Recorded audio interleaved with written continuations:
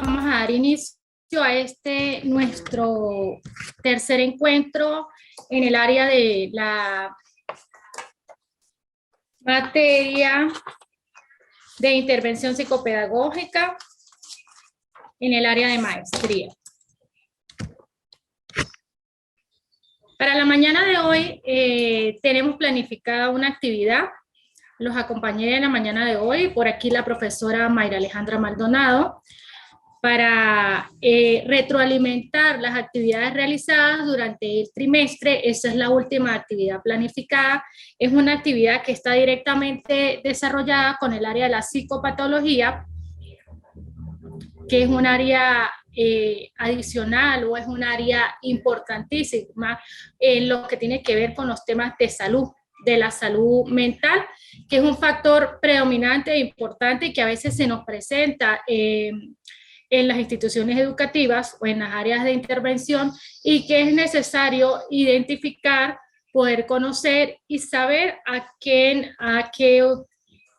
especialista acudir, tener claro hasta dónde es el límite que tiene como tal pautado el psicólogo, hasta dónde es el límite como tal que tiene como tal el área de intervención del educador y del especialista en esta área, y hasta dónde llega el área del psiquiatra o de la persona que realiza la intervención en el área de la psicopatología. ¿Cómo vamos a ser capaces de identificar una necesidad de una intervención en un momento determinado y hasta dónde podemos llegar con esa área? Recuerden que nosotros como especialistas manejamos un límite en cuanto a los términos y en cuanto a la descripción o la evaluación de un escolar. Yo como docente no puedo dar un diagnóstico que le correspondería en un caso determinado al psicólogo.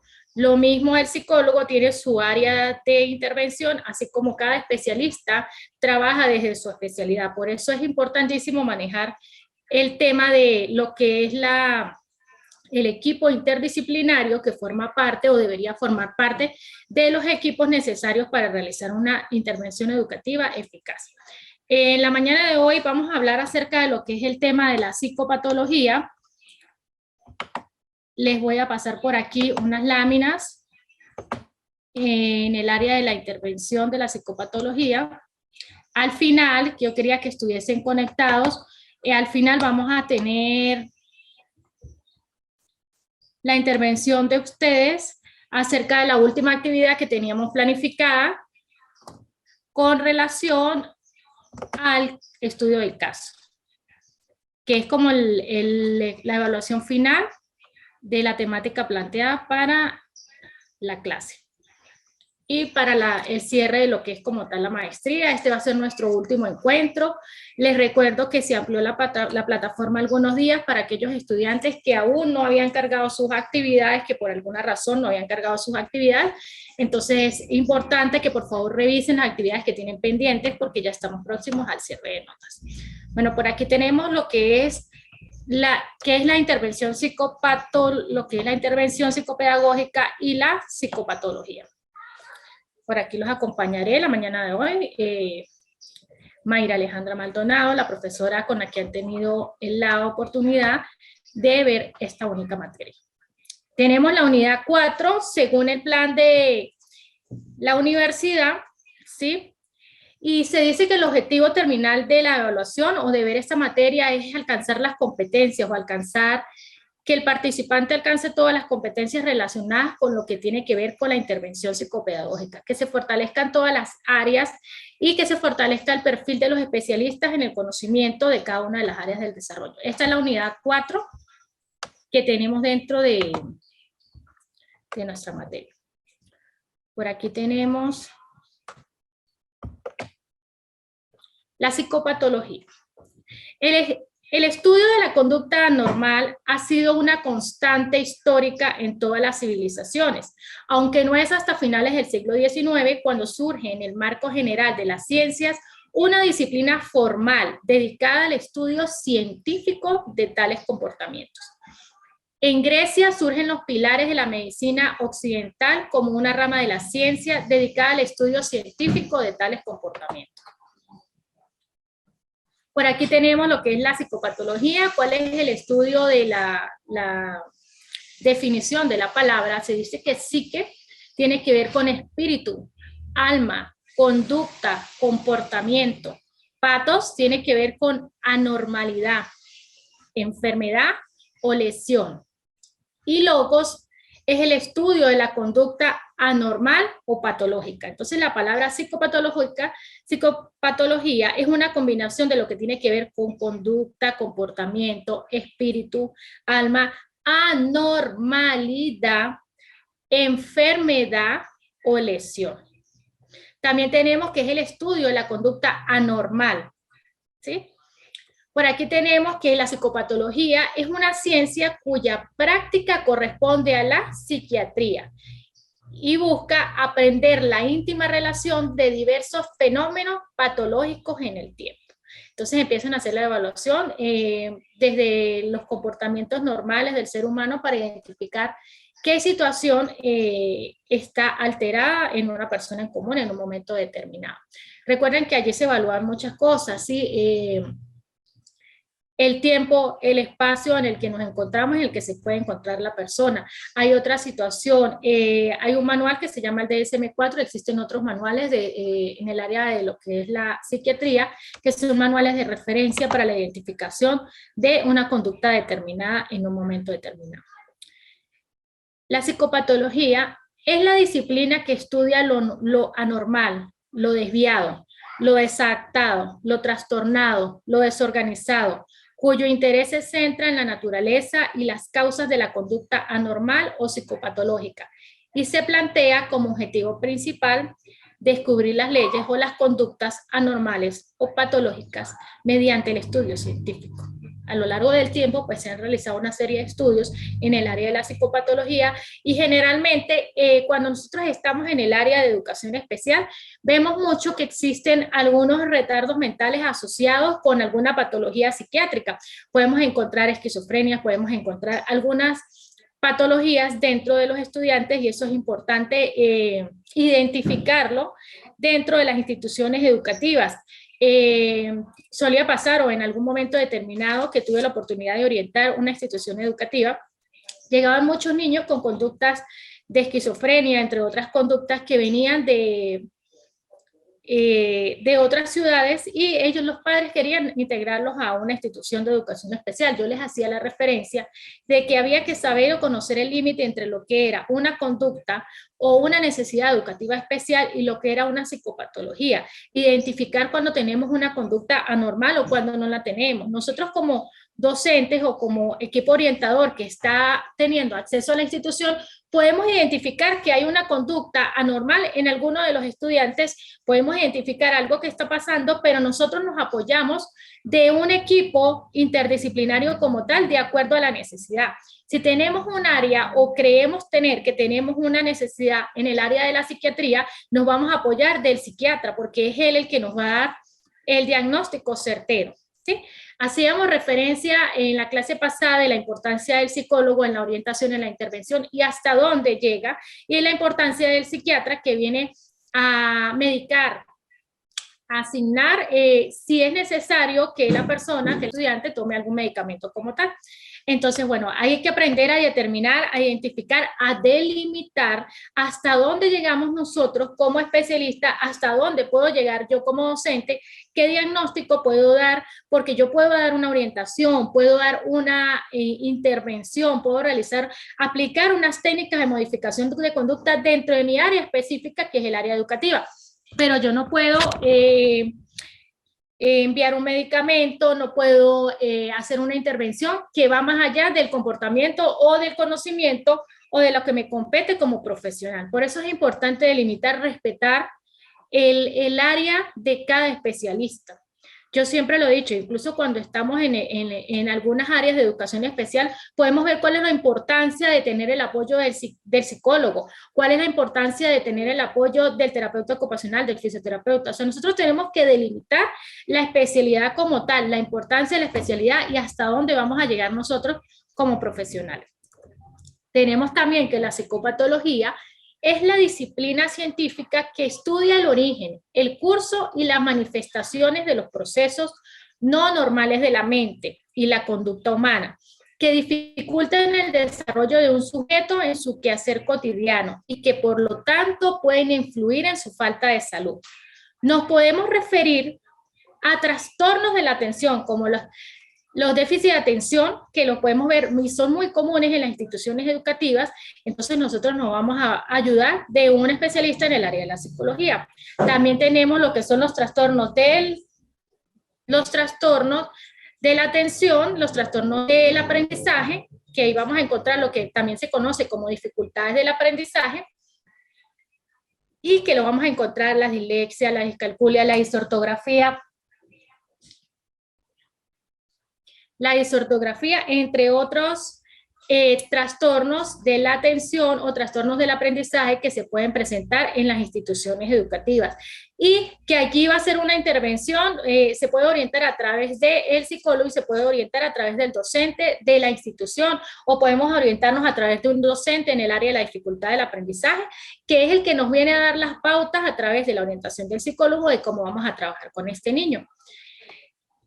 También tenemos lo que tiene que ver con los trastornos de la lectura, trastornos de ansiedad. También podemos encontrar en nuestros niños trastornos de ansiedad como el trastorno de estrés postraumático, pero también podemos encontrar trastornos alimentarios como la anorexia nerviosa, los trastornos relacionados con sustancias adictivas como el alcoholismo, o trastornos de la personalidad como el trastorno histriónico. Entonces vamos a saber que dentro de las instituciones educativas tenemos que identificar hacia dónde va en nuestro norte, cuál es el objetivo que vamos a trabajar y que vamos a consolidar.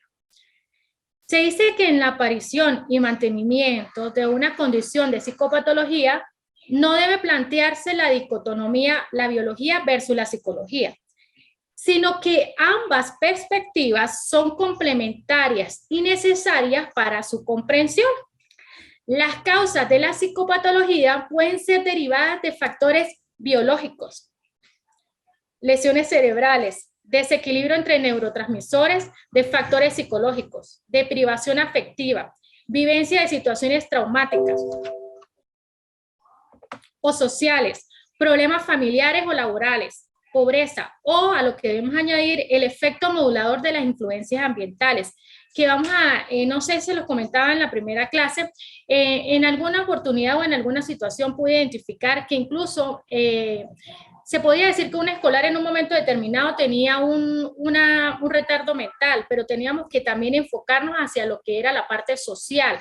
¿Qué había ya en su casa? ¿Cuáles eran los factores ambientales que estaban influyendo en esa condición? Si el niño había tenido la oportunidad de tener la capacidad de poder desarrollar habilidades dentro de su hogar, o el hogar era una limitante.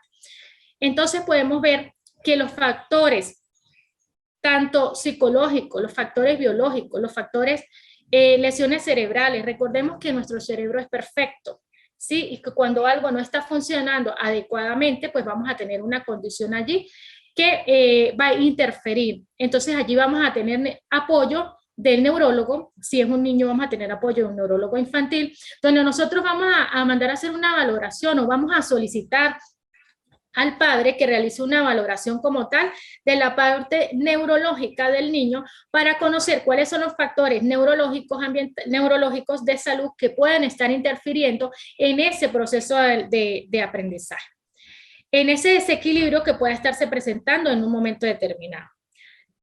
Alguna lesión que se pudo presentar en un momento determinado, y pues como lo expliqué allí en la lámina, la vivencia de algunas situaciones traumáticas que se pudieron haber presentado dentro del hogar. Y en la parte social, en la parte ambiental, que son íntimamente determinantes y que los podemos ver que se presentan mucho en estos momentos. Incluso cuando sea orgánica, ello no implica que se descarten factores psicológicos y sociales, tanto en el origen de la psicopatología como en su mantenimiento.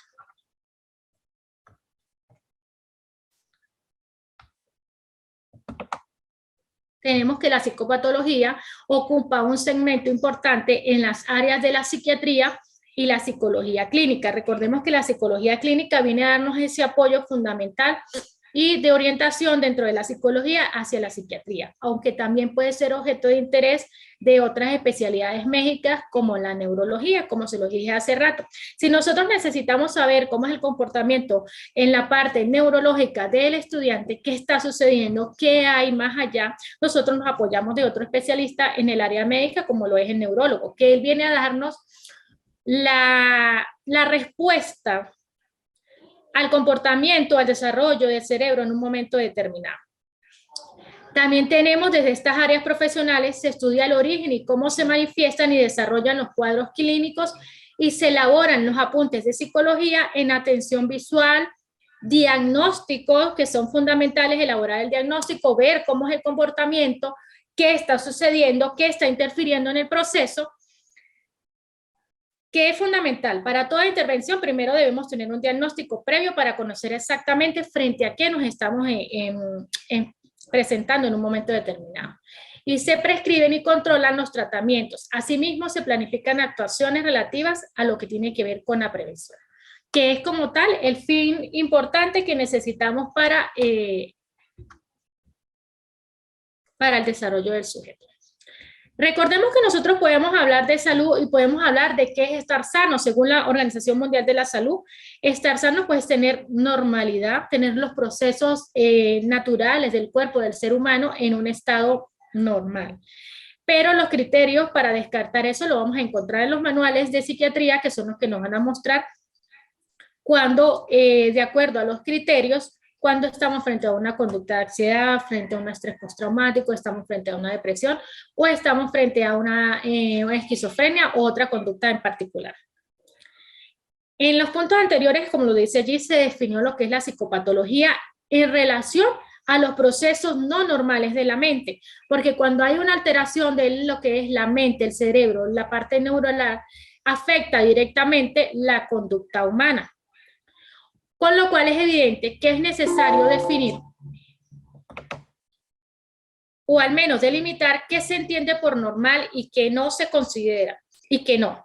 Que se considere como un proceso o una conducta no son normales cuando suponen una exageración por exceso o por defecto de una conducta o rasgo presente en la sociedad en general, con la consideración de que ningún criterio es suficiente por sí solo para definir que una actividad mental, un comportamiento o un sentimiento sean normales o patológicos. Conducta normal. Offer y Sassin definen la conducta o la normalidad como salud y se considera que un comportamiento está dentro de los límites normales cuando no se observa psicopatología para la perspectiva médica. La ausencia de signos y síntomas es indicativa de salud. Se considera la salud como un estado funcional, razonable y óptimo. Entonces entendemos que la salud es ese estado funcional, razonable y óptimo. La conexión entre la mente y el cuerpo. En la parte concienzuda de la psicopatología requiere que comprendamos la conexión entre la mente y el cuerpo. Y sabemos que las anormalidades cerebrales pueden causar síntomas emocionales y a la inversa, que el sufrimiento emocional puede causar síntomas físicos como resultado. Es importante poner especial atención a la interrelación entre el funcionamiento psicológico y físico de una persona para poder explicar y tratar la conducta anormal. Presencia de una psicopatología. Además, para considerar la presencia de una psicopatología, esta debe ser un obstáculo para el desarrollo del individuo. Es decir, debe tener una connotación negativa para el sujeto. Entonces, continuamos con los cuales son los criterios dentro del área de la psiquiatría, de lo que es la normalidad y la normalidad que vamos a encontrar dentro de todo lo que tiene que ver con la psicopatología y que son fundamentales dentro del estudio de la misma conducta. Por aquí tenemos la importancia de lo que es el aprendizaje, la identificación o la condición de en qué momento determinado vamos a tener esa conexión entre mente y cuerpo y cuáles son los criterios de normalidad y cuáles son los criterios de anormalidad que se van a manejar en un momento determinado.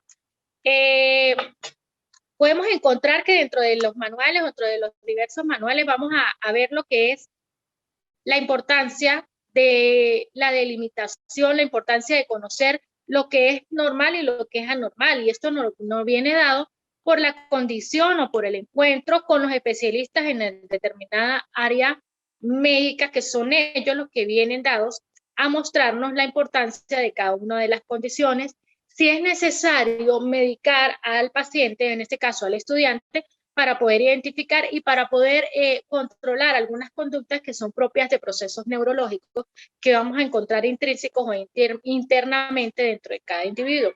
Recordemos que todos los individuos somos diferentes, todos los individuos tenemos condiciones diferentes. Por eso es importante el diagnóstico certero en un momento determinado para identificar una conducta determinada.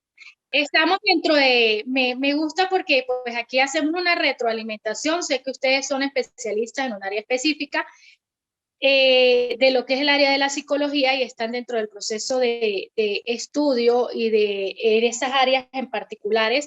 Hoy estamos viendo un área específica que es el área de la psicopatología y cómo nos podemos apoyar de esta bonita área, que es un área bastante compleja, que es un área bastante, yo siempre he dicho, los límites de la mente son demasiado amplios. Es un área que aún así los psiquiatras dicen que la mente es difícil de estudiar.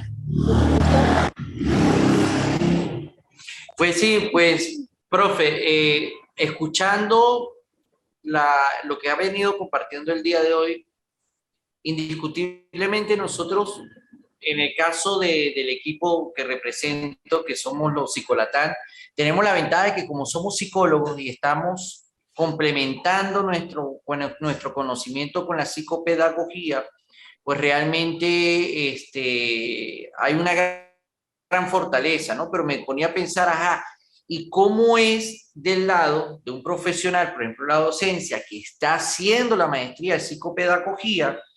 Y encuentro, obviamente, pues la gran necesidad de ampliar los conocimientos en esta área particular, ¿no? De la psicopatología, sobre todo porque adicionalmente, por ejemplo, usted hacía mención hace rato, profesora, de los manuales de diagnóstico como el DSM-4, bien, y quisiera pues aportarle que ya está a punto de salir DSM-6, que ya es oficialmente con lo que se está trabajando.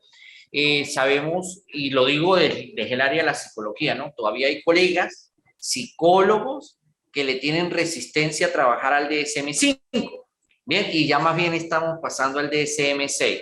Y si eso pasa con los psicólogos, entonces a veces pues el que una persona que no esté familiarizada con el manejo del manual puede tomar el DSM-4 y puede estar observando criterios que ya han sido actualizados, ya han sido organizados de una mejor manera. Incluso hay términos que ya no se están utilizando, por ejemplo, retraso mental ya no se está utilizando, hay un término nuevo que reemplazó retardo mental, igualmente que términos como demencia. Hay muchos términos que se están modificando para humanizarlos más, para generar un menor impacto, ¿no? Al momento de cuando estamos hablando con los padres representantes de los niños, es muy distinto decirle, mire, lo que pasa es que su hijo está presentando algunos criterios de demencia, a decirle, mire, su hijo está presentando un deterioro cognitivo que hay que atender, que es a nivel de términos técnicos varía, pero el impacto afectivo en quien lo escucha está generando mucha diferencia, como pasaba antes con los Además, estados. siempre va a generar impacto cualquier criterio o cualquier situación que se presente con su hijo, porque siempre vamos a encontrar una resistencia y siempre vamos a encontrar lo que llamamos la etapa de negación, que es ese proceso entre el que conoces que el niño tiene una condición específica, pero los padres se niegan a desarrollar una intervención o a buscar a un especialista, y si le hablas y le dices, no, es que tu hijo tiene que ir al psicólogo, entonces que mi hijo no tiene problema, mi hijo no necesita un psicólogo. Cuando vemos que hoy en día es más que una necesidad y viene dada por la situación, o yo siempre lo he dicho como lo hablamos en la clase pasada, el bombardeo que estamos recibiendo y que estamos viendo incluso en las redes sociales, entre otras áreas, donde le muestran al niño o el niño se viene educando con unos perfiles que encuentra en las áreas de internet. Esta semana tuve la oportunidad de estar en contacto con un equipo.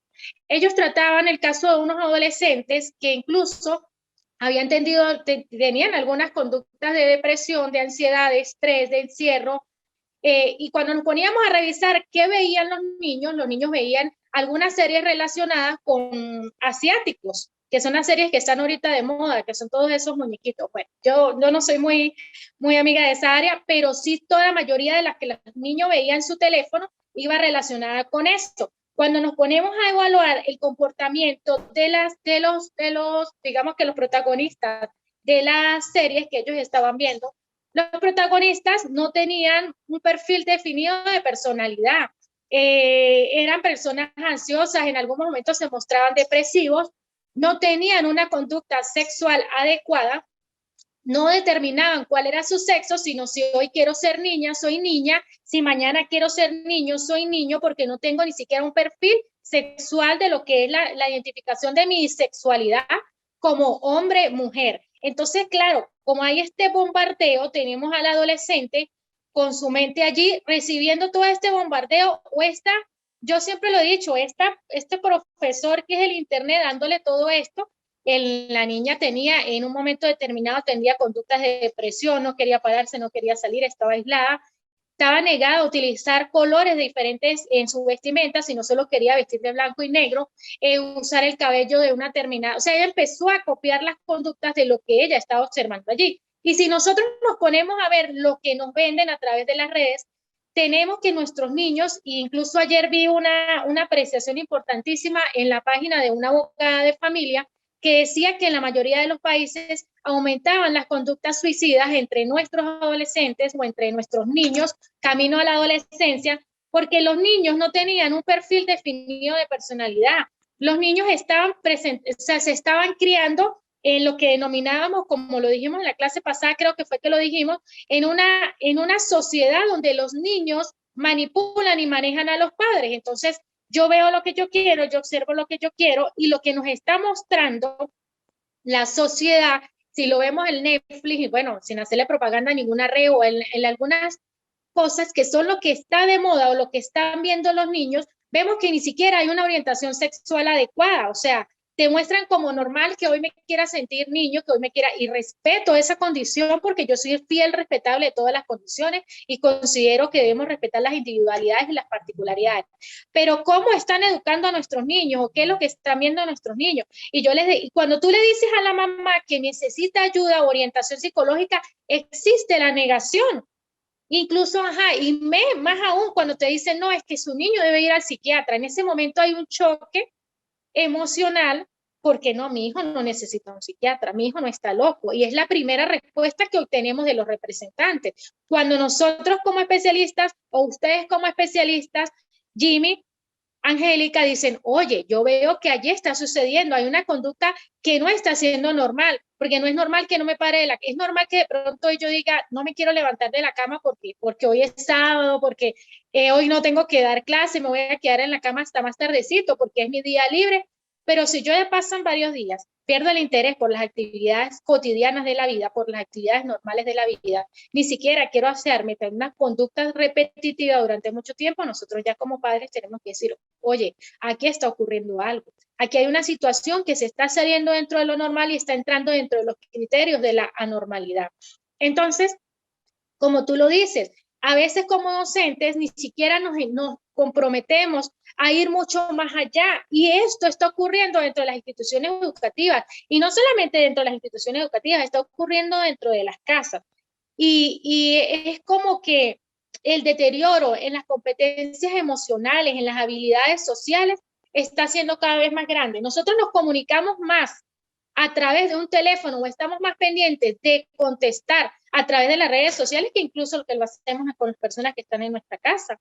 Entonces estamos más pendientes del qué dirán de lo que está allá que lo que estamos viviendo en la casa. Estamos viviendo una vida a través de redes sociales o a través de asistentes o de teléfonos o de equipos tecnológicos que están haciendo que cada vez los niveles de exigencia sean más altos. Porque si yo me comparo con los estándares que están en internet, oye, voy a ver una más bonita, una más alta, una más catira, una con los ojos verdes, una con el mejor cabello. Y entonces viene esa comparación y viene ese, oye, si yo coloqué una foto y no obtuve los likes que quise obtener, entonces la adolescente ya se preocupa, ya hay una situación emocional que necesita la aprobación de las demás personas para sentirse que es importante, para sentirse que es bonita, cuando eso ya debe ser propio de nuestra personalidad. Ajá. Pues, profe, fíjese que complementándole algo que usted dijo, y es totalmente real, ¿no? Creo que aquí el punto o lo rescatable justamente de toda esta conversación son tres cosas que yo visualizo. Uno, de que los padres, todas las personas, no solamente los padres, los adolescentes, los niños, los adultos, tenemos un mecanismo de resistencia natural que se puede por ejemplo, un docente poder identificar cuáles son los 6 causales que hay alrededor de la resistencia. Ya él podría en un primer momento decir al psicopedagogo, mira, tengo un padre que está en un nivel de resistencia debido a la intervención de terceros, los familiares, un nono, una abuela, un tío, sí, la parte, ¿bien? Entonces, él ya trabajó con el psicopedagogo y ya el psicopedagogo, que ya tiene unas técnicas, como las que usted hablaba, unas técnicas ya de intervención, de psicoeducación, puede empezar a trabajar ese nivel de resistencia con los padres, si es ese, ¿no? Porque podría ser también uno que usted mencionó hace rato, que lo estamos viviendo nosotros a diario acá con el programa Padre, que es la grave deficiencia que hay en la función ejecutiva en los niños, pero grave, no estamos hablando algo leve, moderado, grave. O sea, los niños tienen una deficiencia tremenda en el control de impulso, en el manejo de la flexibilidad cognitiva y en el manejo de la memoria de trabajo. Bien, no saben el cómo tomar decisiones, no saben deficiencia. Entonces, cuando empezamos a trabajarlo, vimos que los padres justamente tenían las deficiencias de estímulo en casa, lo que usted hablaba hace rato de la importancia del ambiente y del entorno. Entonces, como el papá no sabe cómo estimular estos tipos de funciones ejecutivas, pues el niño lleva esa deficiencia a la escuela. El maestro, el docente, no sabe quizás identificar lo que está viendo y ahí es donde se comienza todo este meollo. Aquí es donde la psicopedagogía realmente, para mi criterio, entra en acción completa. Entonces ya el psicopedagogo, que es el trinchera, ahí mismo en las unidades educativas, ya es el que tiene la capacidad de activar toda la intervención multidisciplinaria y decir, oye, mira, usted bien lo decía, delimitar, esto es un trabajo para que evalúe un psicólogo, ¿bien? O si en caso de que se presente los criterios, los síntomas, los signos, ya cuando hablamos de trastorno, porque esto es muy importante también compartirlo, mi estimada profesora, porque ese es el día a día de nosotros como diagnostas en la formación de los nuevos psicólogos. No todo lo que uno observa en un consultorio es un trastorno. Hay variaciones, hay desviaciones no patológicas, hay desviaciones patológicas y el último, el techo, lo más grave que nosotros podemos encontrar son los trastornos. Bien, entonces eso no se conoce a voz populi. Entonces, como la gente cuando entra en Google y consigue los nombres y lo que primero que consigue es trastorno, entonces se ha popularizado. Y etiquetan, ¿no? Etiquetan, porque ve una conducta un día, entonces ya él es depresivo o sufre un trastorno de ansiedad. Ajá, oye, ¿cuántas veces se repite la conducta? ¿Cuántas veces se da en el tiempo? ¿Cuántas veces ha sucedido? ¿Sucedió una sola vez o ha sido una conducta repetitiva? Entonces son situaciones que a veces nosotros etiquetamos. Oye, el niño está aquí, pero no vamos más allá. Justamente eso, profe, es para mí, y bueno, digo, esta materia para mí es clave. Yo estaba viendo lo del estudio de caso y pues sonreí, porque usted, bueno, es un estudio de caso ficticio, pero es que nosotros como los vemos diariamente, profesora, yo dije, no, aquí lo que yo tengo que escoger uno de todos los que vemos. ¿Por qué? ¿Qué área? ¿Qué área específica? ¿En bachillerato, en el área de básica? ¿En qué área? Nosotros, mire, por ejemplo, yo tengo ahorita un caso, tengo que maquillar muchos detalles del caso, obviamente, porque esto en un momento dado puede salir popular, pero el caso estaba basado en simplemente en un conflicto a nivel sistémico, a nivel familiar, que está indiscutiblemente afectando el área educativa, pero está basado nada más en esto, profe, para que vea qué cosas pueden catalizar todo. Mamá y papá tienen una base de creencia religiosa. El hijo, por el bombardeo justamente de las redes, aunque creció dentro de esta base de creencia religiosa, no la comparte porque se siente identificado por la edad que tiene con las bases de creencia que tienen los compañeros de clase. Entonces, ese choque, bien, que se está generando en el área educativa de que el chico esté presentando déficit de atención. Entonces, eso no es un déficit de atención, es atención ejecutiva que simplemente está involucrada debido a un conflicto afectivo que tengo acá. Algo que catalizó todo, profe, para que usted vea qué tan complejo a veces esto y no estamos llegando ni trastorno. El chico, porque los demás compañeros utilizan zarcillo, él ha utilizado un zarcillo falso. Pero ya llegó el momento que quiere ponerse el zarcillo porque todos le dicen es un zarcillo falso, tú tienes que utilizar, tienes que perforarte la oreja. Y el chico, buscando el acercamiento con la mamá, se lo dice, mira mamá, yo quiero pues perforarme la oreja, pues lo quiero hacer. Y eso generó un tsunami tremendo. Que entonces, ¿qué hace que el chico se genere más rebelde, comience a buscar más el acercamiento con las personas, perdón, profe, ya, con las personas, sus padres, y ahí hay un tremendo conflicto. Y todo eso a la final está llegando hasta la escuela porque el chamo, ¿qué hace? Como la mamá es lo único que yo quiero que usted estudie, entonces, ¿qué hace él? Entra en rebeldía, entra en resistencia y le da donde la mamá le duele, que son los estudios. Entonces, vean. Claro, y ahí viene, Jimmy, una situación particular que viene dada por la parte religiosa. Sí, porque la religión maneja unos conceptos, y respeto todos tipos de religiones, la religión maneja unos conceptos y pues existen muchos tipos de religiones, la religión es como la política, siempre he dicho yo, son muchos tipos. Entonces hay unas que son como demasiado, pues bueno, las que se rigen por el Antiguo Testamento, que son como muy rígidas en ciertas áreas, y hay otras que no son tan rígidas, que es lo que llamaríamos como las iglesias más liberales, que en cuanto a la vestimenta, el cabello, que si se pueden maquillar, que se pueden usar zarcillos. Entonces, viene el conflicto entre lo que es malo y lo que es bueno, porque en la iglesia te dicen que esto es malo, esto es malo, esto es malo, que Dios te va a castigar. Viene el conflicto entre la creencia religiosa de los padres y viene el conflicto entre lo que debo hacer para poder ser aceptado dentro de la sociedad o dentro del grupo social en el que me estoy desarrollando. Pero cuando el padre empieza a presionar de este modo al joven, lo que hace es que se aleja de los padres porque generalmente existe el proceso.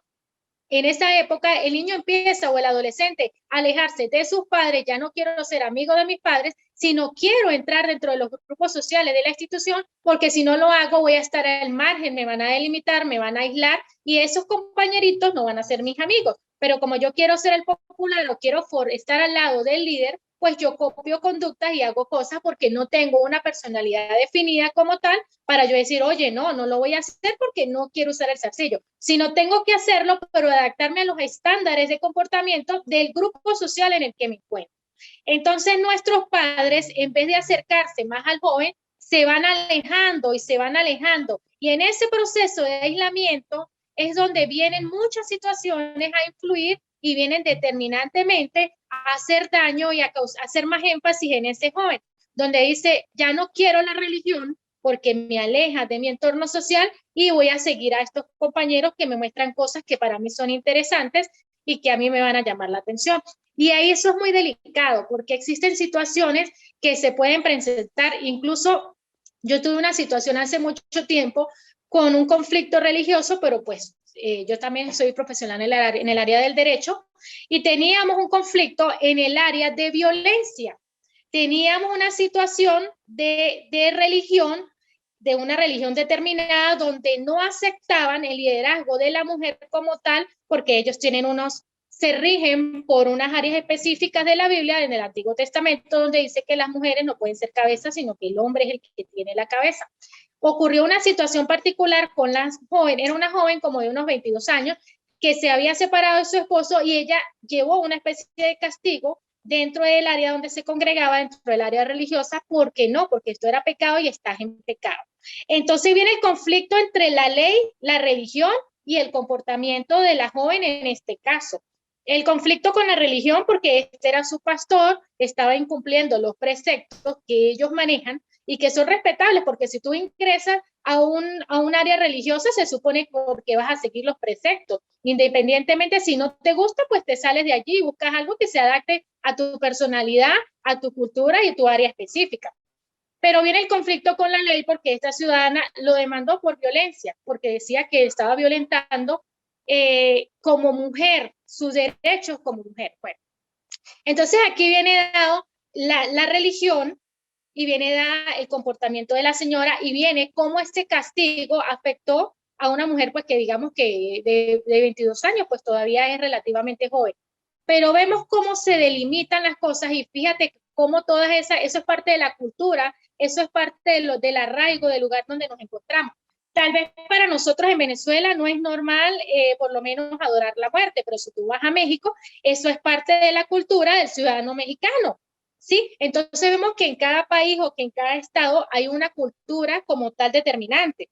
Y nuestros jóvenes, pues ahorita en medio, sí, en medio de toda esta confusión, viene la situación religiosa y si no se maneja adecuadamente, pues allí tenemos primero una situación de escándalo, porque me imagino que para los padres esto fue algo muy difícil de aceptar, porque dentro de sus estándares no puede existir esto. Tal vez para un padre que no profesa una religión o que no asista a un culto como tal, pues va a ser algo un poco más normal. Oye, no me parece porque eres un hombre, porque esto es algo que deben utilizar las mujeres según la cultura en la que nosotros nos hemos desarrollado.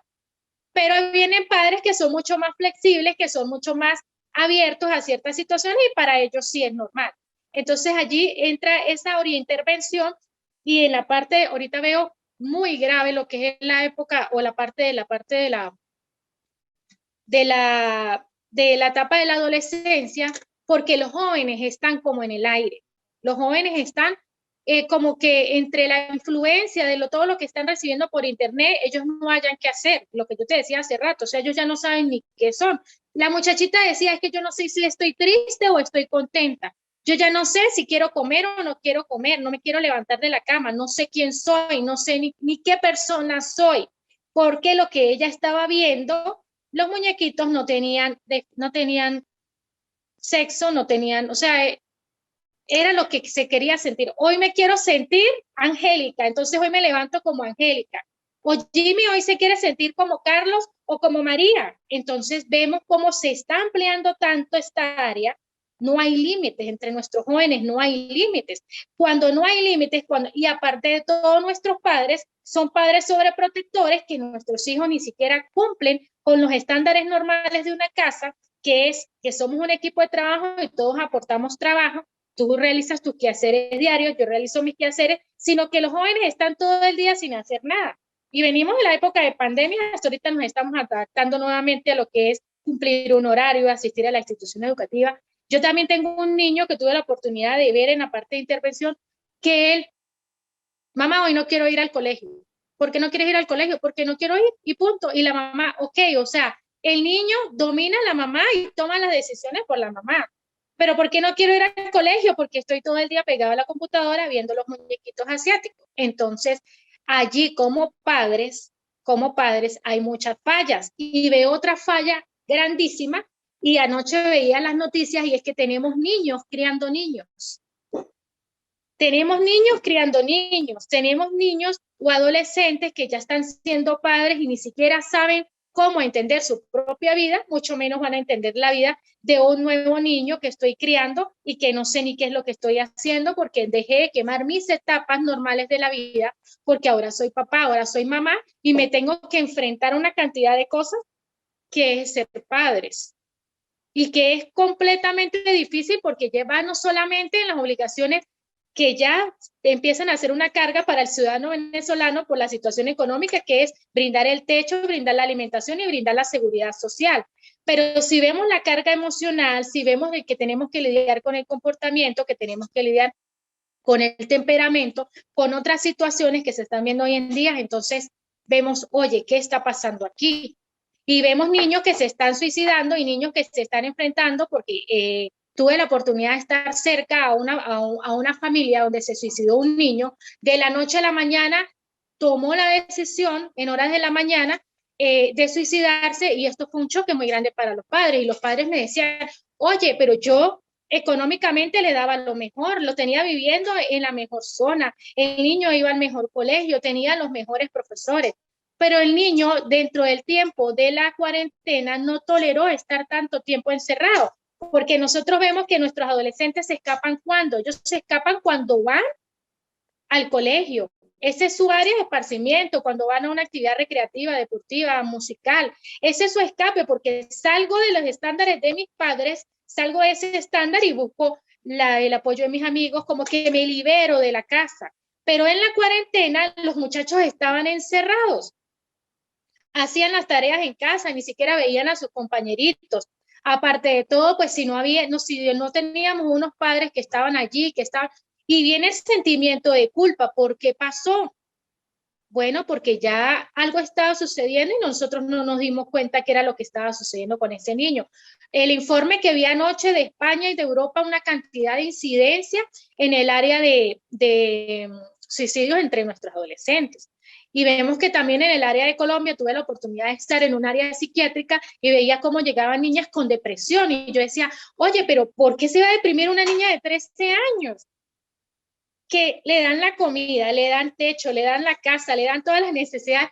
Oye, y nosotros los adultos que tenemos que cargar con todas las cargas. Entonces, sí, yo decía, pero no, que estoy, ¿cómo es que muere que decía la muchachita? Estoy estresada. Y yo decía, tú tienes conocimiento de la palabra estrés. Oye, pero estresada, ¿por qué? Si lo único que haces es ir al colegio, venir y cumplir con tus actividades. Vemos como los jóvenes incluso adoptan este lenguaje que se volvió común. Estoy estresada, estoy deprimida, estoy ansiosa. Ya las personas asumieron esas palabras como propias, cuando a veces ni siquiera sabemos qué es eso exactamente. Y se ríen por ahí. Disculpa, pero aquí estamos dando eso, ¿no? No es coloquial. No lo sabemos conocer, ¿sí? Realmente.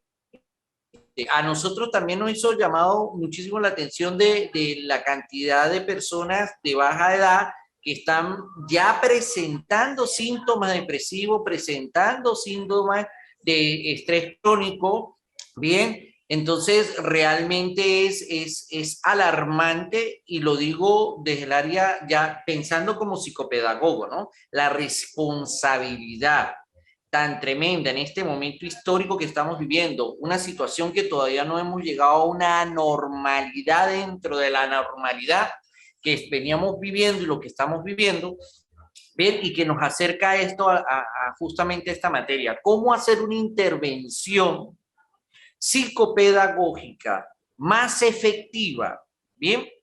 Y que en este caso ya no, yo pienso, porque no tengo la experiencia hace años de psicopedagogía, pero es que es un escenario totalmente distinto. Bien, hoy estaba, igual que usted estaba viendo la incidencia de los K-dramas, como es que se llaman las novelas coreanas, que son las que están generando esa carga de influencia tremendo, de que si las telenovelas mexicanas ya eran, le fritaban a uno el coco, las K-dramas, el otro de masoquismo, de toxicidad a unas mentes que ni siquiera el prefrontal lo tiene maduro, y algo muy por un estudio de TEA Ediciones, que es la empresa más importante en elaboración de test psicológicos a nivel mundial. Ellos tienen base en España. Determinaron que la madurez psicológica se está alcanzando a los 27, de los 27 a los 31 años. ¿Eso qué quiere decir? que ahora estamos lidiando con una población de adolescencia tardía. Lo que usted decía, niños criando niños, adolescentes criando, pero ya no lo estamos diciendo ni siquiera por la parte de la edad cronológica, sino lo estamos diciendo desde una inmadurez totalmente psicológica, donde la persona ni siquiera, y se lo pongo a término, profesora, en el caso de las habilidades sociales, ¿bien? Donde los padres simplemente menosprecian las habilidades sociales al momento de decirle al niño, mira, tiene que estimularlo para que él diga gracias, estimularlo para que estimular buenos días, estimular que él diga lo que siente, estimularlo para que él tenga actividad, tantas estimulaciones que con los niños, pero obviamente si estamos hablando de unos que todavía talentos que, o sea, rehabilitarle, me dice aquí la colega, y es real, tenemos que rehabilitarle eso. Entonces, yo pienso, y es mi opinión personal, de que el reto, el enorme reto que tenemos hoy día los psicopedagogos que están saliendo gracias a estos trabajos como el de Jessy y de otras instituciones que están graduando, si no solamente somos capaces de entender todas las nuevas herramientas, los nuevos enfoques que se requieren para poder abordar desde la psicopedagogía, sino realmente tomar conciencia de la realidad del contexto psicosocial que estamos viviendo y hacia dónde vamos, porque todavía falta preguntarnos cuáles son los efectos y consecuencias a corto, mediano plazo de todos estos fenómenos que estamos viendo como sociedad y hacia dónde nos tenemos que preparar. Bien, eso es particularmente el aporte que quiere decir la licenciada Angélica. Buenos días, profe. En medio de todo, bueno, la conversación, pues es como lo menciona don Jimmy, pues es ese tema de que acá uno está rodeado de cada caso que uno queda así como que, o sea, es la realidad que hay allí afuera, es la realidad que se presenta en una escuela, es la realidad que hay en una casa, en un hogar. Y justamente lo que es el proyecto Padres, que es el programa que estamos desarrollando desde acá en función de lo que es el acompañamiento a los padres y a los niños para poder generarles esa psicoeducación, pues nos ha permitido el poder observar muy de cerca cada caso. Familias que desde lo que es la disfuncionalidad de que está un papá, hay una mamá, pero resulta que la mamá puede que no sea la mamá de sangre, sino que es la mamá de crianza, cómo genera el conflicto, por ejemplo, cuando hay un hermano. Entonces, todos esos conflictos, la rivalidad fraternal, y el cómo eso traspola en lo que es el colegio, porque al momento que estamos en el colegio, allí es donde observamos al niño y el niño viene agresivo, el niño viene molesto, el niño viene con rabia, el niño viene con berrinche. Tirano, un niño totalmente tirano. Angélica, Jimmy, y vemos que ahorita lo que tú decías, tenemos las familias, o sea, disfuncionales, porque está frente a la casa la abuela o está la tía, mamá y papá está fuera del país, o mamá se fue y me dejó con papá, o papá se fue y me dejó con mamá, o mamá se fue y me dejó con una tercera persona. Entonces, si era difícil la crianza para los padres con sus hijos, podremos imaginarnos cuán difícil más es para una tercera persona, que ni siquiera es su hijo, es una tercera figura dentro del entorno familiar. El rechazo, el por qué se fue mamá, porque ahorita vemos una migración. Si nos ponemos a ver las estadísticas de los tribunales de protección en cuanto a permisos de viaje, en cuanto a ejercicios unilaterales de la patria potestad, vemos que eso se volvió más común que cualquier otra cosa. Creo que es lo que está en boga o de moda. Hay mucha migración y la mayoría de los niños no necesariamente se van con sus padres porque digamos que puede ser un obstáculo en el desarrollo económico en otro país, porque oye, me voy a Estados Unidos o me voy a Chile y si me llevo los niños, ¿quién cuida a los niños? Yo salgo a trabajar y ¿quién hace ese trabajo? Viene el conflicto emocional de los padres porque se van y los dejan y viene la etapa de tristeza y de culpa del que se va. pero me voy para garantizarle económicamente las necesidades que tiene mi hijo aquí. Pero emocionalmente, ¿cómo acepta el niño eso? Porque el niño no dice, oye, mi mamá me está dando todo, mi mamá está trabajando para que yo coma bien, para que yo tenga una estabilidad. El niño dice, mi mamá se fue. Y eso es lo que él entiende. Porque nuestros niños muchas veces no van a recordar lo que les dimos económicamente. El niño va a recordar los momentos que vivimos, los momentos que compartimos. Entonces, lo que tú dices es cierto. Estamos frente a un entorno familiar que se volvió disfuncional y aún así le suman las familias, que lo voy a sumar aquí, no viene el caso, homoparentales, que son familias conformadas por hombre, hombre, mujer, mujer. Entonces ahí sí es verdad que sí estábamos distorsionados, y me perdonan porque yo respeto todos los tipos de patologías, pero yo siempre he sido defensora de que la familia es la célula fundamental de la sociedad. Allí es nuestra primera escuela y es donde nos formamos.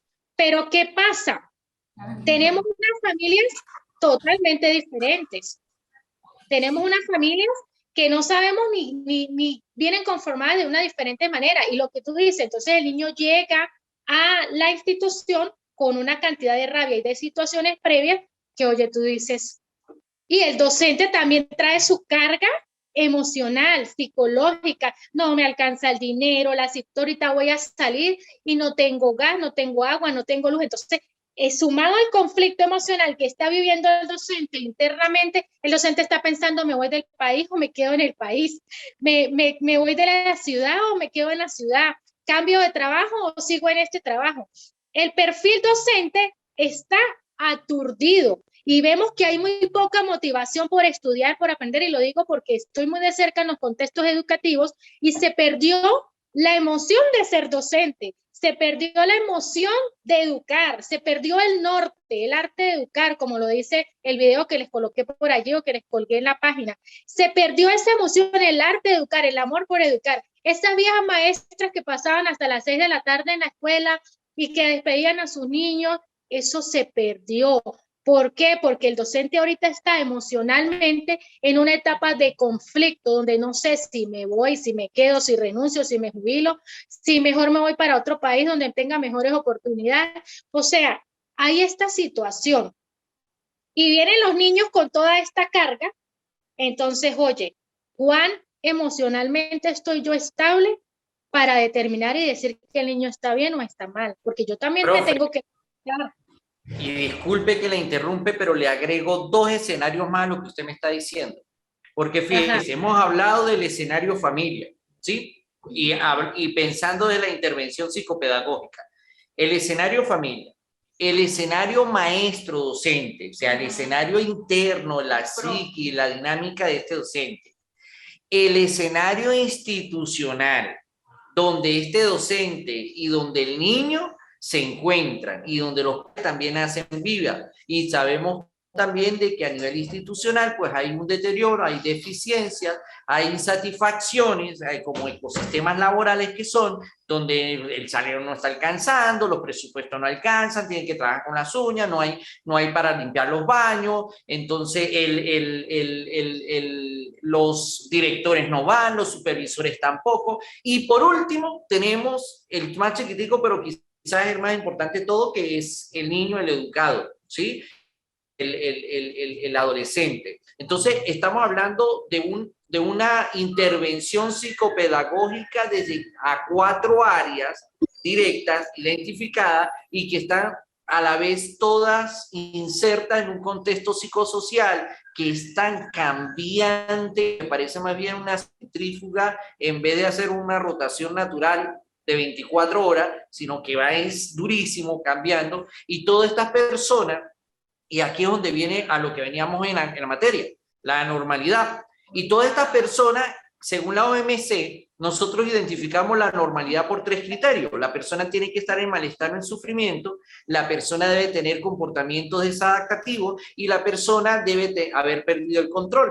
Y si usted aplica esos 3 criterios en cada una de estas áreas, dice, bueno, tengo las familias disfuncionales que están perdiendo el control de los modelos de crianza, enseñanza y educación de sus niños, que tienen malestares internos, que están generando comportamientos adaptativo, donde en una misma mesa ya no se hablan cómo te fue hoy, sino a nivel de los móviles.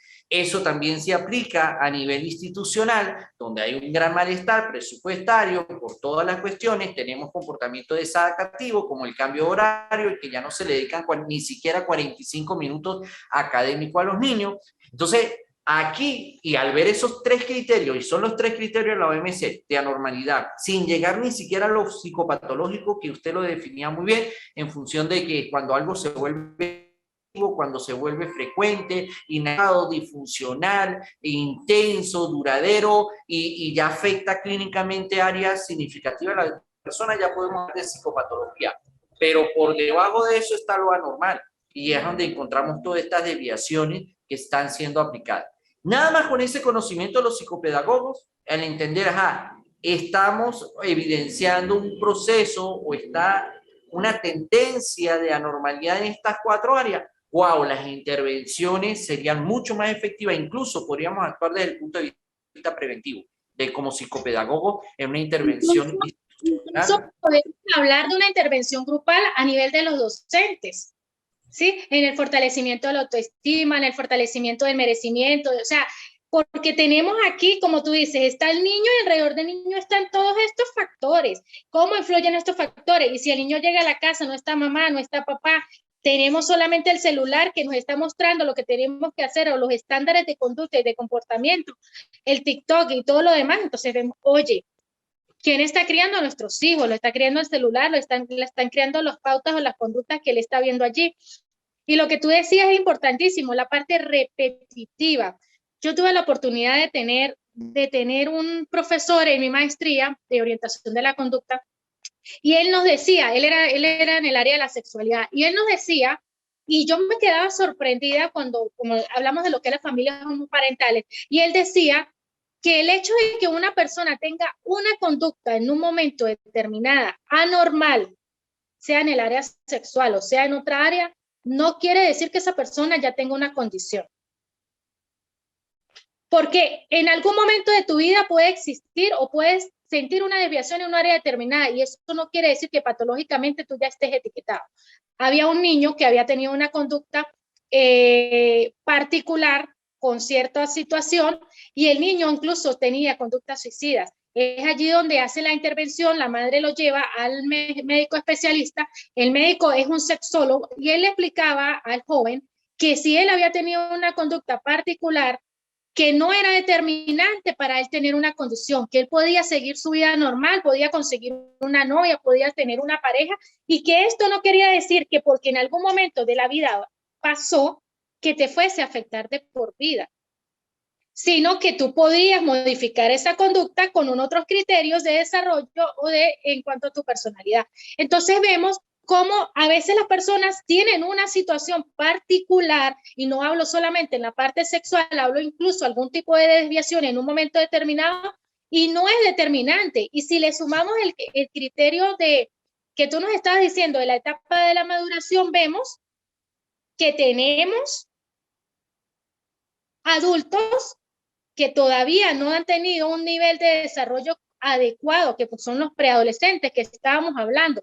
Entonces es allí donde le decimos al estudiante o al joven, oye, si tú tuviste en un momento una conducta particular, no quiere decir que es determinante ni que es etiqueta para toda tu vida. Tú puedes modificar esa conducta, puedes cambiar eso en función de tu desarrollo y tu vida particular va a seguir normalmente. Incluso él nos decía en la parte del comportamiento sexual, y me desvío un poquito de la que él decía, incluso los pacientes con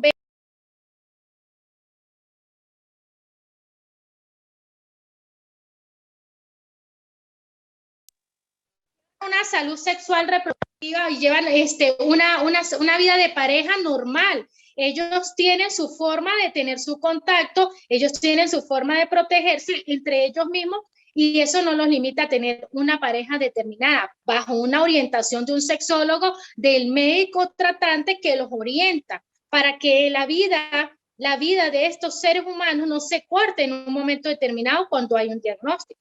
Entonces vemos cómo si en algún momento tenemos una situación, y es donde estamos precisamente ese equipo para apoyar, para ayudar, para decirle a los padres, oye, aquí está pasando algo, pero también necesitamos que los padres se despierten y salgan de la burbuja en la que están.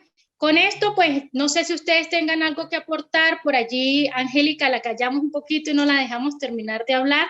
Angélica, en cuanto a los casos, ustedes son dos que están dentro de la maestría, ustedes dos, ¿sí? Veo que allí al grupo se acercan otras compañeras. ¿Cuántas son? Quiero saber para tomar nota. Ok, Para tomar profe, nota. mira, aquí estamos, justamente eso le estaba escribiendo. Aquí estamos la licenciada Mónica Escalona, que era la que estaba acá vestida de negro. Está la licenciada Jocelyn López, que la entró en blanca. Está la licenciada Eleida Martínez, que también está presente acá con nosotros. Lo que pasa es que estamos en el espacio de la clínica y tenemos una actividad al lado y entonces ellas entran y salen y van escuchando y tenemos que interactuar así. Hoy nos encargamos nosotros pues de estar de acá porque contó con la licencia. Ajá. He estado viendo acá. Ya comunicó que está sin luz. Y Yaneri se acaba de... Lo que pasa es que nosotros en nuestra organización hay como 8 haciendo la maestría. Estamos disgregados a nivel de espacio, pero hay 8 directas. Ah, ok. Ajá. Angélica, en cuanto a tu caso particular o el caso hipotético en el que trabajaste en cuanto a al perfil o a la última actividad de la materia. Lo tengo ocupado.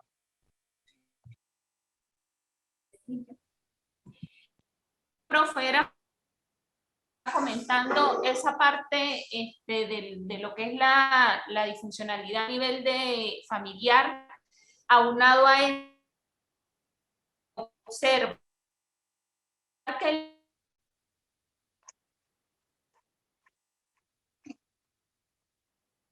con su papá, pero el papá, él está había momentos no quiere existir, quiere dejar de, o sea, es todo un tema justamente de 7 años, ¿ves?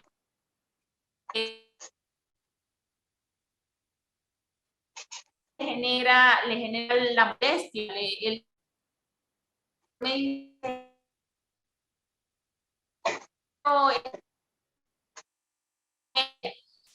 en un momento, pues justamente todo eso, pues, los espacios y estuvimos, y yo los estuve observando.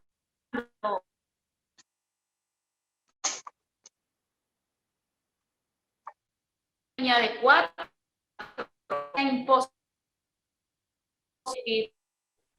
tiende a ser líder, sumándole a que es un muy buen tirano, toda su característica es lo que él dice, como él dice y cuando él dice.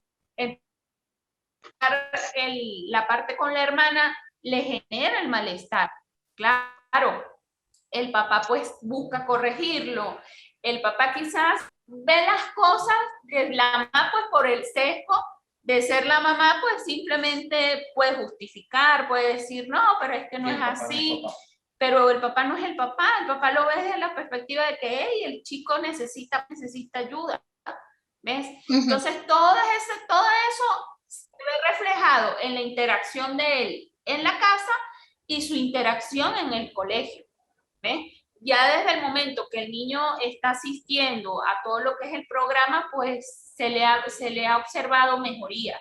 La mamá ya manifestó de que él a nivel de la parte de responsabilidad en función del colegio, muchísimo más elevado.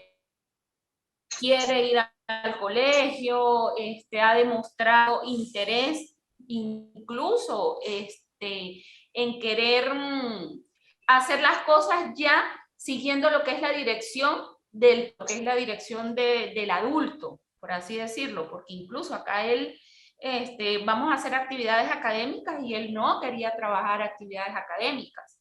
Al momento que lo confrontamos, o sea, tenemos que trabajar. Entonces, pues él se le ha visto el cambio. Y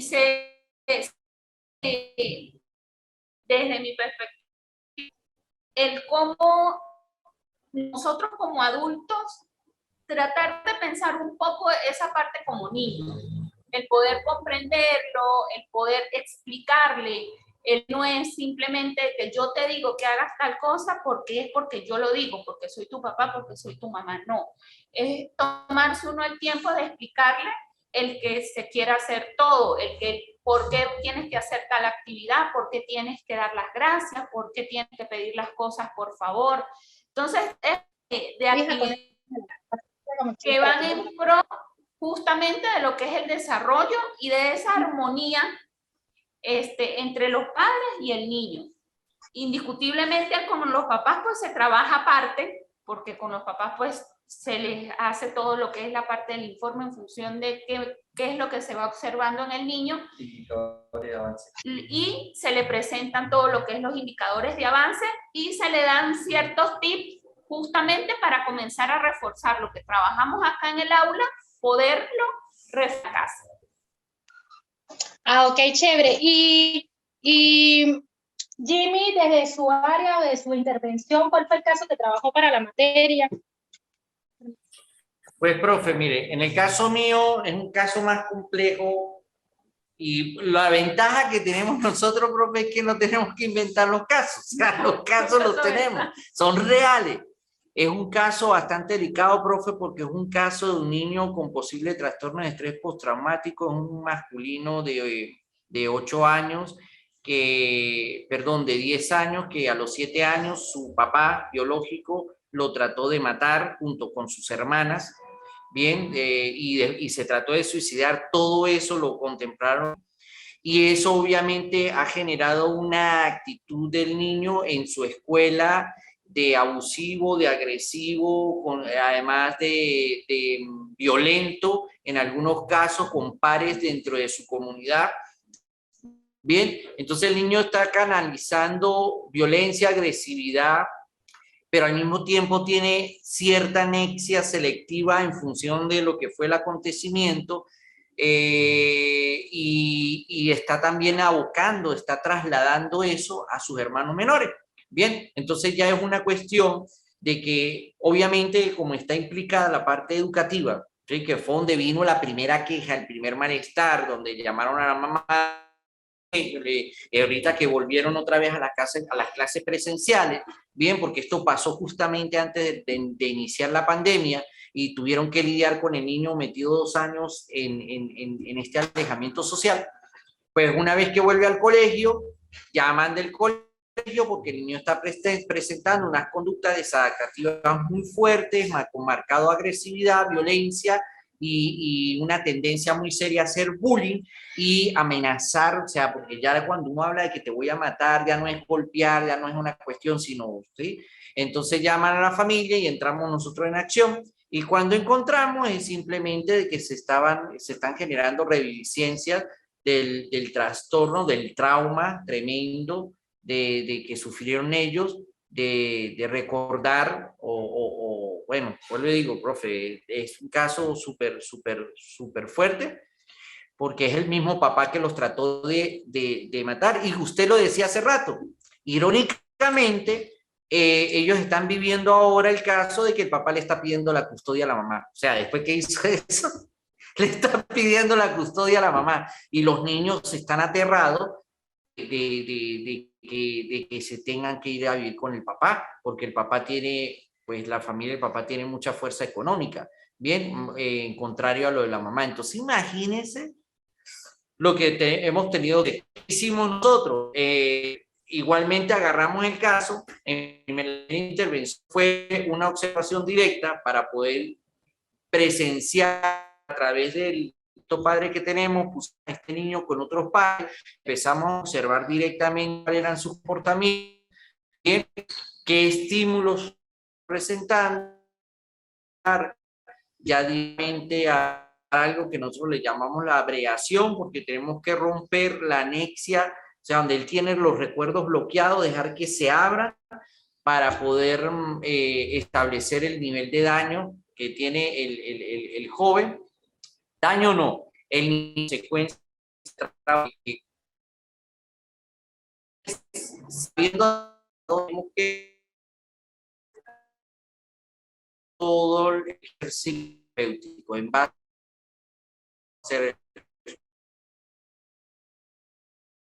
el caso B, que ellos están presentando la conducta desadaptativa a nivel académico y los está afectando. Entonces, ya en la escuela lo que los están etiquetando de algo más, y resulta cuando llegaron acá le dijimos, hey, no es eso. Lo que pasa es que tenemos estos problemas de base que los están afectando y que se están visualizando más con mayor profundidad en el área académica, pero no es directamente el área académica. Claro, de hecho, ya uno lo habían remitido como ideal. Allí tenemos una, digamos que una debilidad. A través de los tribunales de protección debería establecerse la debida intervención psicológica de los niños que son producto o que se manejan dentro de las situaciones de violencia o de intento de homicidio, con todo lo que acarrea toda esa área, porque esto va más allá de lo que es la violencia y no solamente que afecta a los niños, que afecta a las madres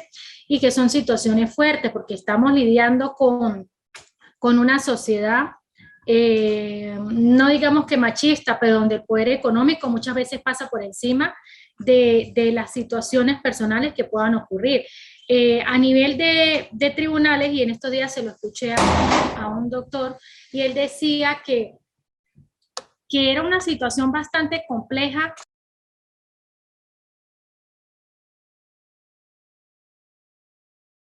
Era una situación bastante compleja porque él decía, yo prefiero, cuando hay una situación de violencia, yo prefiero de una vez aislar al niño. Si el niño no puede estar con papá o mamá, es preferible, y él me lo decía, lo digo por la experiencia y los años que tengo dentro de un tribunal de protección.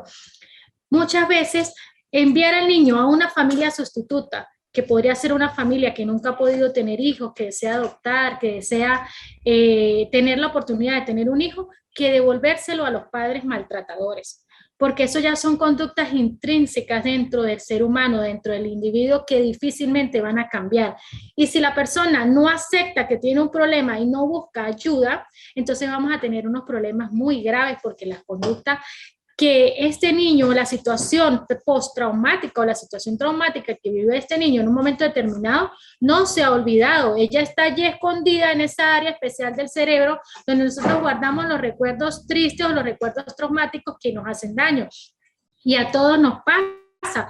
Yo siempre lo he dicho, tenía una persona muy cercana que ella me decía que ella los duelos, se le habían muerto varios seres queridos, ella me decía, yo como que los guardo en una parte de mi cerebro y ni siquiera recuerdo cómo fue el velorio, cómo fue el entierro. Ella me decía, yo guardo tanto esta información que queda allí guardada en un momento determinado y olvido todo lo que hay a su alrededor.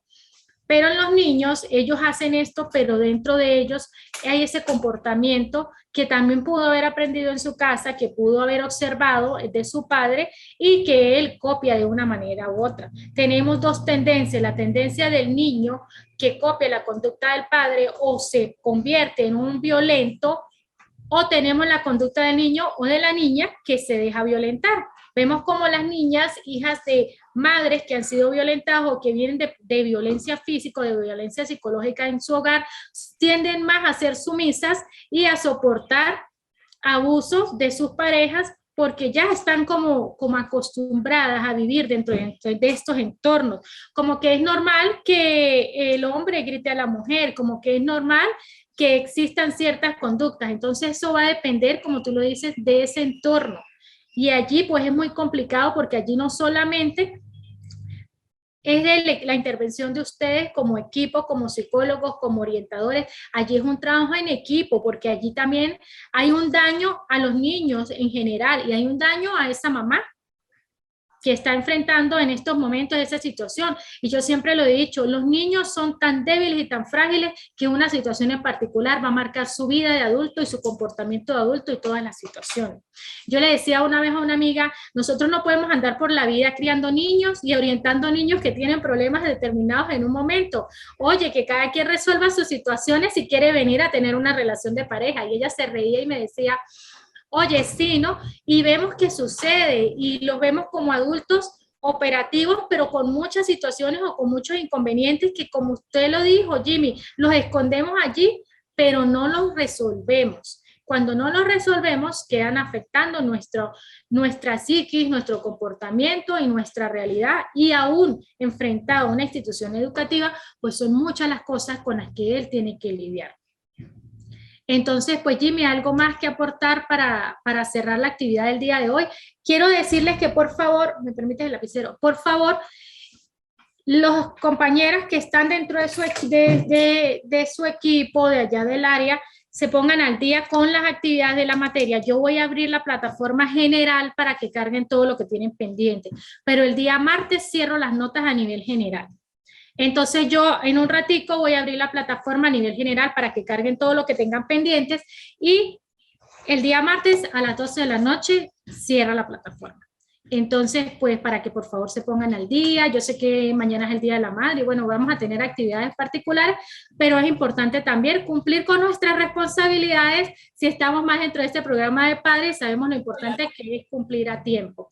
Para mí ha sido un placer acompañarlos en esta área. Ojalá tengamos la oportunidad de compartir en otra área, de poder compartir experiencias, de poder compartir. Yo también tengo muchas historias y muchos casos a lo largo y ancho. Tuve la oportunidad de estar muchos años en el área educativa y esto me permitió conocer muchas experiencias. Ahora estoy dentro de otra área, en otra faceta, pero también el tema de familia y el tema de orientación de la familia es un tema que siempre me ha gustado y siempre ha sido como que la gente lo ha dejado a un lado, igual como en el derecho la gente dice, todos quieren ser penalistas, ajá, pero ¿quiénes quieren ser abogados de familia? ¿Quiénes quieren orientar la familia?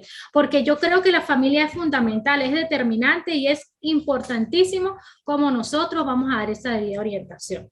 Para mí de verdad ha sido un placer compartir, hubiese querido que todos estuviesen en línea y que pudiéramos compartir desde el punto de vista de cada uno, pero bueno, son situaciones que se presentan desde el Instituto de Estudios Superiores, Investigación y Posgrado, desde esta hermosa institución, pues los acompañamos para servir, para aprender y para retroalimentar, porque aquí lo importante no es solamente que yo venga a dar mi conocimiento, sino que somos un equipo que nos retroalimentamos, porque esto es parte del aprendizaje, estamos utilizando este acceso tecnológico que nos permite estar conectados con algunas limitaciones que podemos tener por la electricidad, entre otras cosas, pero todos estamos haciendo el esfuerzo de estar allí conectados y poder llevar adelante nuestro programa de formación en esta área. Con esta actividad pues damos por cerrada nuestra materia, la materia de intervención psicopedagógica, y pues espero verlos conectados en cualquier otra materia de esta maestría o de cualquier otra maestría de las que brinda la universidad.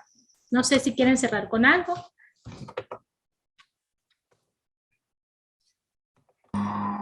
Bueno, pues darle las gracias, profe, porque pues cada encuentro, en medio de toda la vicisitud en función de lo que fue la luz, pues realmente el determinante es la luz, que uno anda es apuradito haciendo una cosa, haciendo lo otro, pues bien, permitió el compartir, y nosotros, bueno, lo que conversamos aquí, pues vamos y lo replicamos con los muchachos, con las otras compañeras. Pues, gracias, porque pues todo el material pues ha sido pertinente, puede uno conversar de manera fluida, de manera dinámica con la...